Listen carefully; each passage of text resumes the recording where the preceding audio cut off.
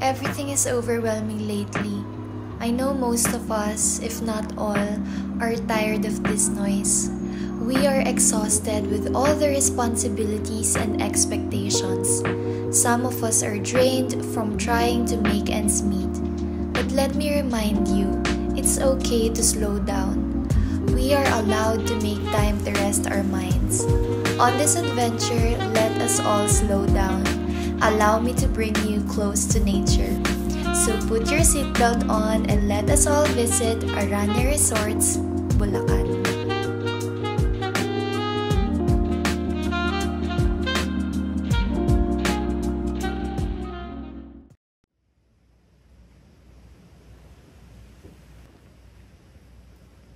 Hey everyone! Welcome back to another adventure!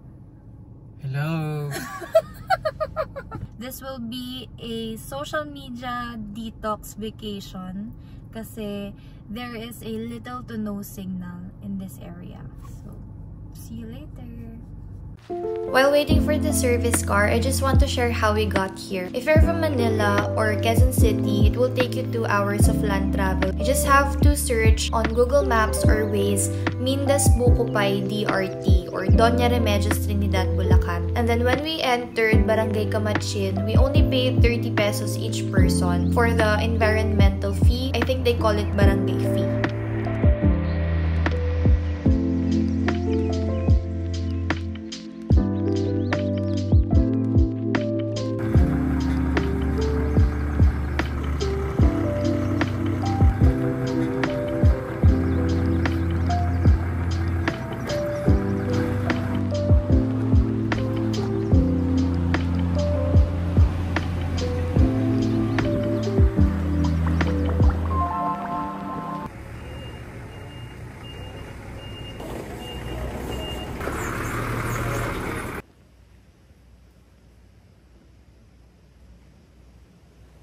Let's do a quick room tour, guys. Can you hear the quack, quack, quack, quack, quack? Charis. So this is how our room looks like. Quick room tour. So this is how our villa looks like. There is a 2 double-sized bed.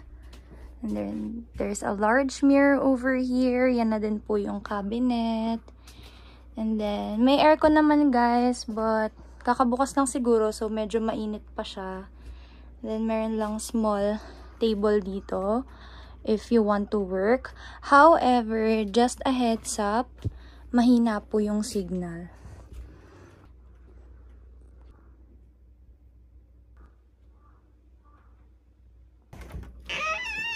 Ito naman po yung itsura ni JC, tsaka ni Senyorita. Sobrang spacious nitong villa, guys. But ayun lang, heads up lang po na wala pong CR sa loob. Ayan yung CR. Yun yung CR.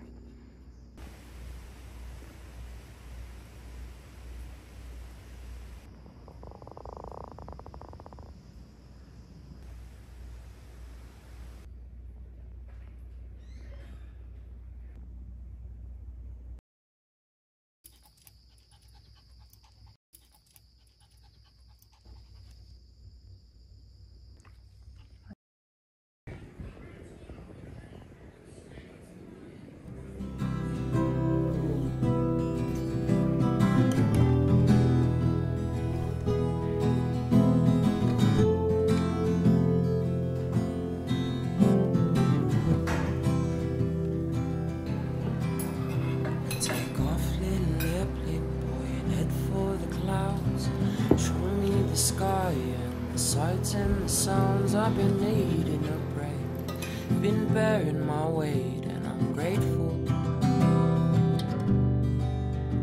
Take off, little sailor boy, and set for the sea. I've been craving the feeling of a cold ocean breeze. Can you take me away from this boring old place? Got me dreaming.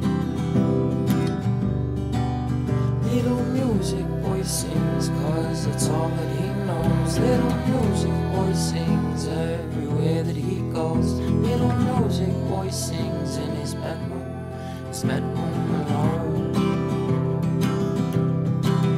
Little music boy sings about things far away, about me. Hi guys! Uy! Napaka-awkward. So, it's 5 PM and medyo madilim na, as you can see sa background ko. Kumain lang kami sa taas, dun sa may restaurant area nila. Dun pala guys, merong wifi. Dito, sa mga villas, wala talaga, as in, wala. Kasi yung goal ni Aranya Resorts is magdi-disconnect talaga. And i-enjoy nyo muna yung moment and human connection talaga yung goal ni Aranya Resort.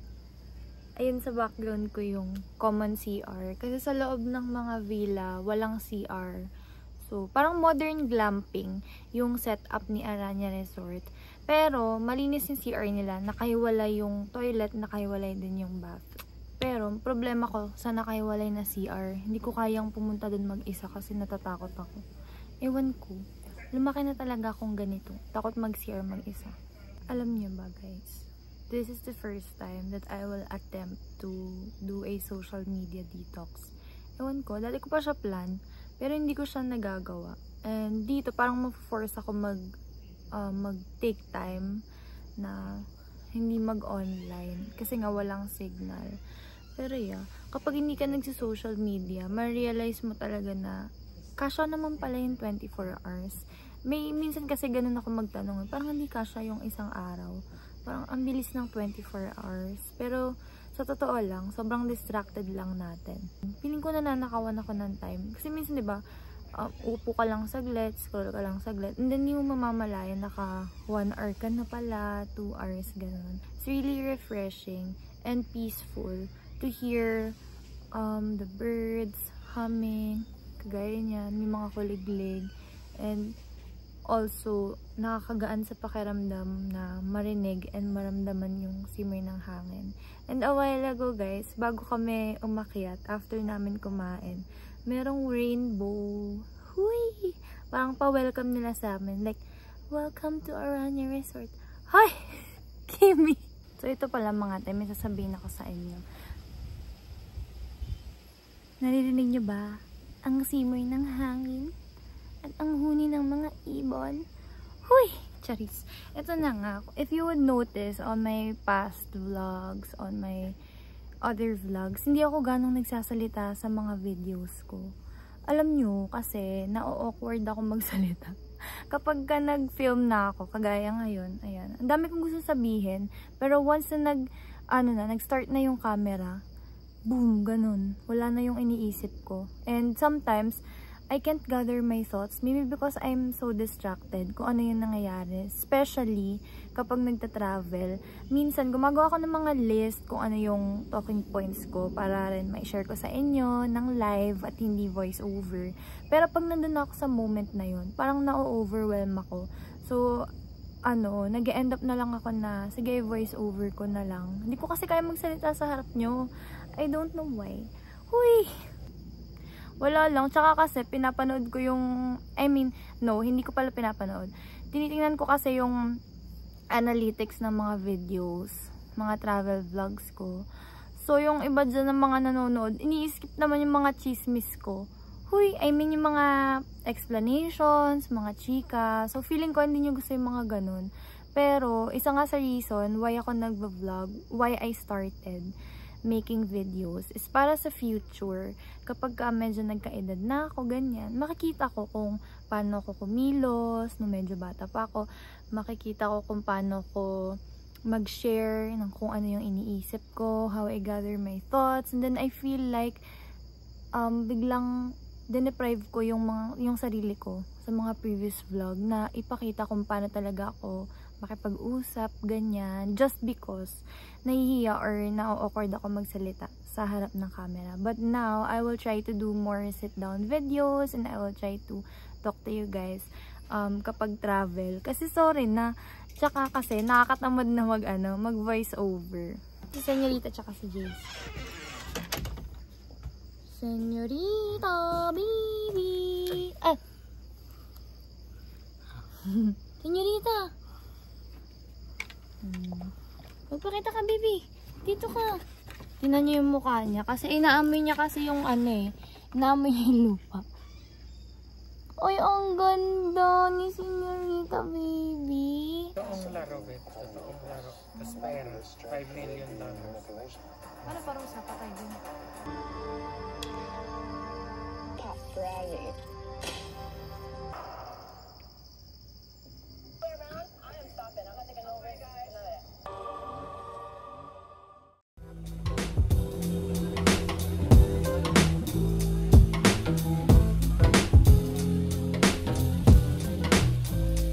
Skincare with me, mga Mimasor!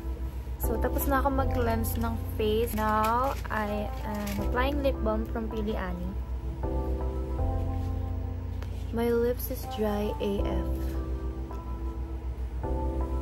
Dati, hindi ako nagtutoner kasi mahapdi siya sa mukha ko. Ito lang talaga yung pinaka-tumagal sa akin. And right now, meron akong bagong discovery, which is yung Origins nga na soothing lotion.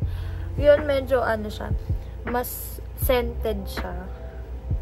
Pero, hindi rin siya mahapdi sa face ko. Hindi ko pa lang siya ginagamit ng tuloy-tuloy kasi ni-introduce ko pa siya dun sa balat ko.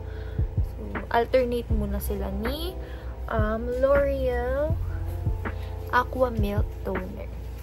And for my night oil, I will use this one from Pili Annie. Thank you, Pili Annie, for sending this over. Tingnan nyo yung consistency. Yung mga products nila, ginagamitan nila ng Pili oil and Elemi oil. Na-harvest nila yun sa Bicol region. And yung Elemi oil and Pili oil, from the word Pili, galing siya sa Pili trees. Same trees kung saan nanggagaling yung Pili nuts. Ang bango nito. Ang bilis lang din niyang ma-absorb ng skin. Para ka na naglagay ng essential oil sa face mo. Para ka na bukasan. Kumikinang yung balat mo. Tsaka medyo shining, shimmering, splendid, and hydrated. And then for my moisturizer, I'm using my Kiehl's Ultra Facial Cream. That's it for tonight's skincare routine. Manonood pa kami ng movie.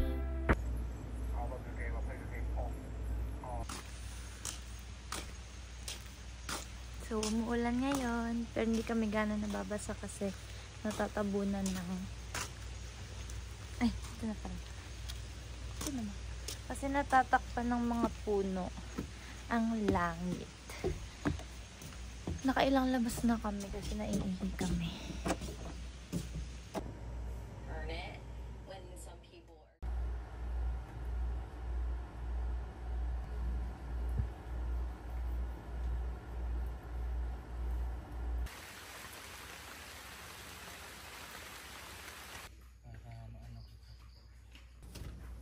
Good morning, guys! Rise and shine! Ang lakas ng ulan kagabi hanggang kaninang mga 6 AM. Umaambon pa. Sarap ng tulog namin. The only struggle that we had is getting up at night na umuulan para mag-CR. But so far, nakatulog kami ng maayos. So, mag-aayos na kami. Freshen up na kami. And then, swimming tayo. Tapos, tsaka tayo magbo-brunch. Kasi it's 8:30 pa lang naman. Maaga pa. Kaya madami pa tayong magagawa.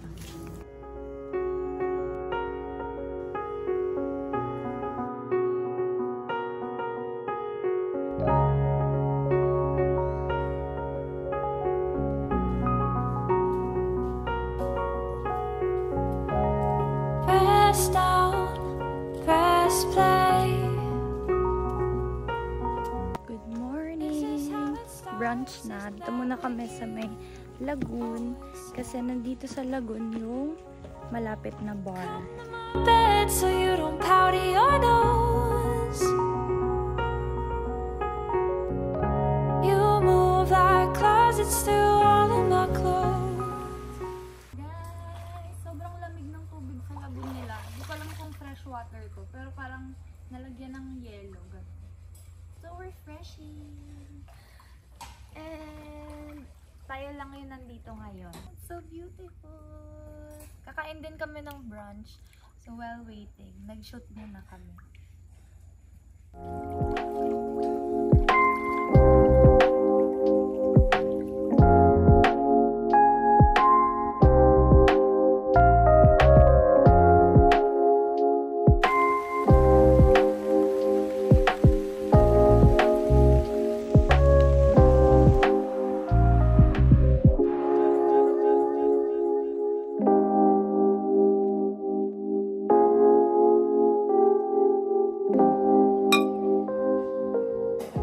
Snack muna kami ng chicharong bulaklak.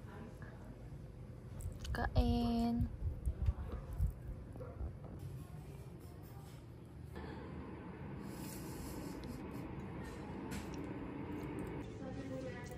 Oh, shit. Bulalo na may view pero hindi sa Tagaytay. Sa Aranya lang yan, sis. Dito lang yan sa Aranya. Pagtadayo pa ng Tagaytay, dito na nga tayo. Nakita niyo ba yung view na yan, guys? Diba? Nakita niyo ba yan?